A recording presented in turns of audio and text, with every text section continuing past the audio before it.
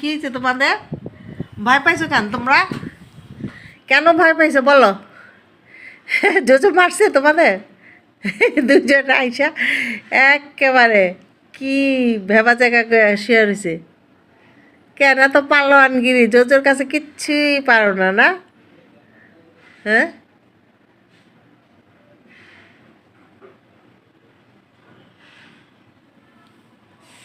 সব আমার কাছে আশ্রয় পাইছে এখন। আরেকজন কোথায়? সিম্বা কোথায়? সিম্বা কই?